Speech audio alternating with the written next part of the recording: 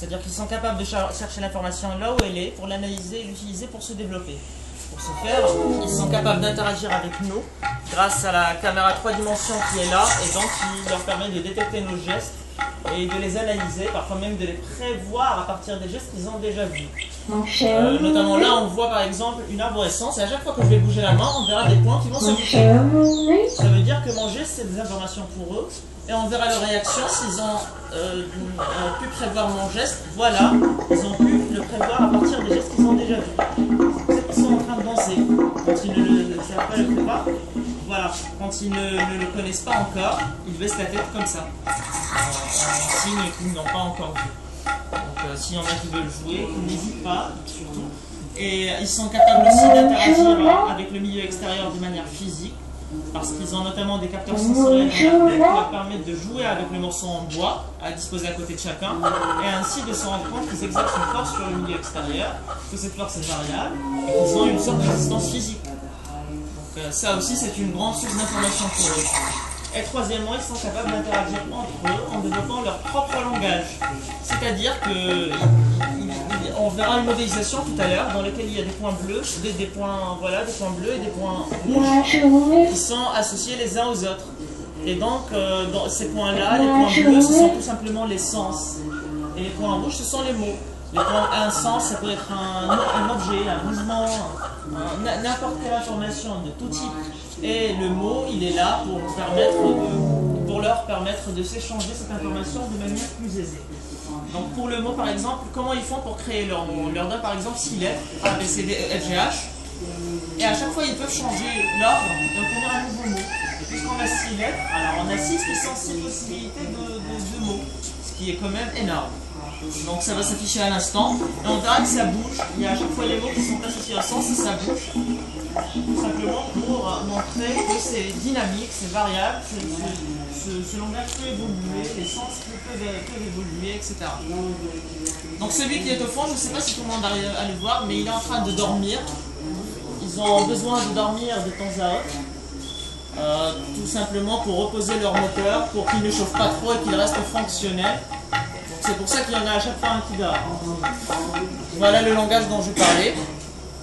Maintenant, pour la partie artistique, elle a été réalisée bien évidemment par David Lynch. On retrouve la forme du zéro qui l'a beaucoup inspiré pour cette exposition. C'est lui qui a choisi de se faire découper de cette manière, etc.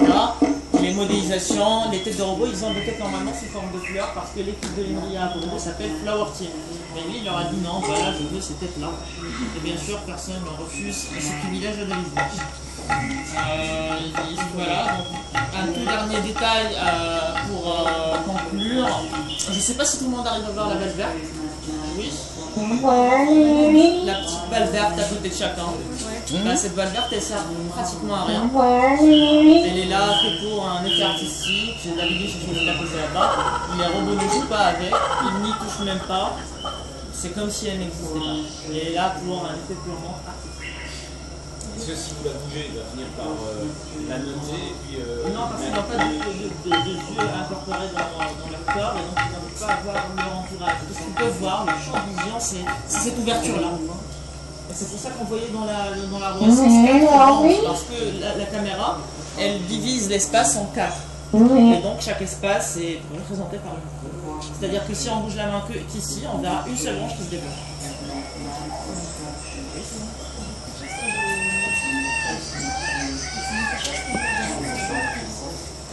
Alors, pourquoi le bois? Alors, je pense que c'est déjà parce que c'est un matériau consistant, donc on prend le penser. Quelque chose, c'est pas aussi fin que le métal.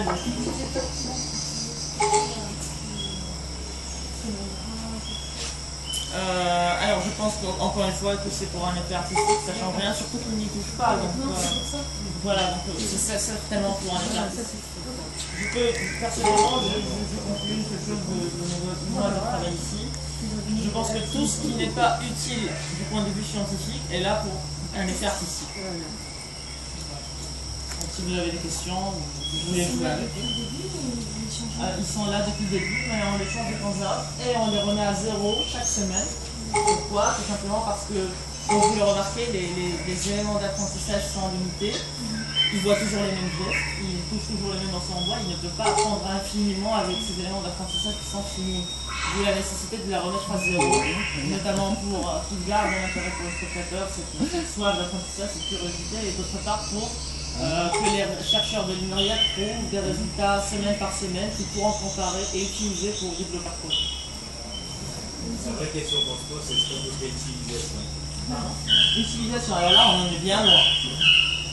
C'est bien loin, on voit que leur langage c'est quoi, une vingtaine, trentaine de mots. Je pense qu'on ne craint rien pour l'instant, nous serons la seule civilisation sur Terre pour le siècle prochain. Enfin, à mon avis.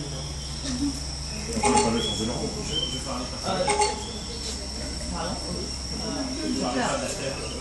Pour l'espace, vous connaissez mieux que moi. C'est vous qui devez me dire s'il y a des extraterrestres ou pas, je ne sais pas.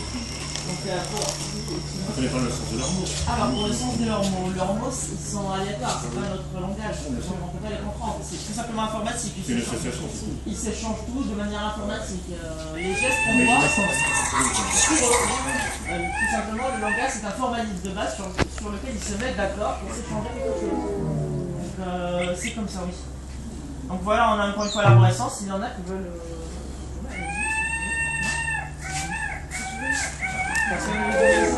Jouer, mais qu'est-ce qu'il faut faire pour jouer? On alors, justement voilà, les on mains. est l'arborescence, il va me regarder, je vais bouger la main, il faut attendre qu'il me regarde, voilà. Je vais bouger la main, un son accompagne mes gestes, et on voit l'arborescence qui se développe. On peut voir leur réaction s'ils ont prévu ou pas le geste. Ah oui, d'accord. Ah oui. Ils n'ont pas pu. Ils n'ont pas pu. Mais est-ce que le faire sur la prochaine fois? Oui, bien sûr, bien sûr. Effectivement, je peux la mettre semaine là. Si vous voulez un peu, on est jeudi, en milieu de semaine. Quand vous venez par exemple, on sent une grande différence entre leur état le mardi et leur état le dimanche. On voit que ça s'améliore énormément, leurs mouvements sont beaucoup moins aléatoires. Je peux dire que, par exemple, le mardi, c'est ça qui capte. ils sentent un peu la modélisation du nouveau-né. Ils bougent pour bouger, pour découvrir leur corps, on va dire. Moi, c'est ça Ils essaient de toucher à tout. Ils ont la cette tête soif des d'apprentissage de bêtes. manière aléatoire, ils cherchent à pour l'analyser. Alors que le Décoration de dimanche, David Lynch. dans un contexte, par exemple, s'il Un veut peu de bêtes communiquer avec bizarres dans ses films. son camarade, il ne va pas faire plusieurs gestes pour se remettre. Il va choisir la trajectoire la plus courte. Voilà, chaque objectif est. J'ai cru les entendre dire. Oui, ce sont des sons préprogrammés afin de permettre aux chercheurs de comprendre ce qui se passe dans le programme sans avoir à chercher dans le programme qui est très compliqué. C'est une manière de rapprocher aussi le spectateur des robots et de donner un petit effet d'animation pour ceux qui viennent chercher un effet audio. Ils peuvent se développer sur quel genre par le langage, les gestuels, quel genre de... Alors, je pense que déjà c'est beaucoup. Pourquoi? Parce que je pense que si on multipliait les éléments d'apprentissage pour qu'ils se développent plus, il y aurait une incompatibilité entre leur capacité d'apprentissage et les éléments d'apprentissage qu'ils ont. Personnellement, je vois cette situation comme un système d'équations mathématiques, qui contient beaucoup plus de variables que d'équations. Des choses qu'on ne saurait pas résoudre, et donc je pense que ça ne marcherait pas. Je ne travaille pas à l'INRIA, mais c'est mon avis personnel. Vous avez fait des études de savant ou quoi?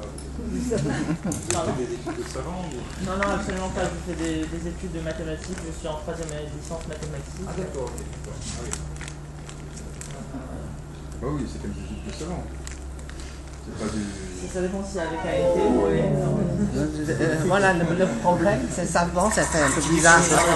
on est loin d'être des savants. Voilà. On a des savants qui nous montrent la voie.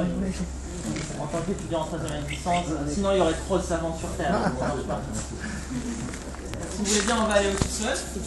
Ah, il y a le sous-sol.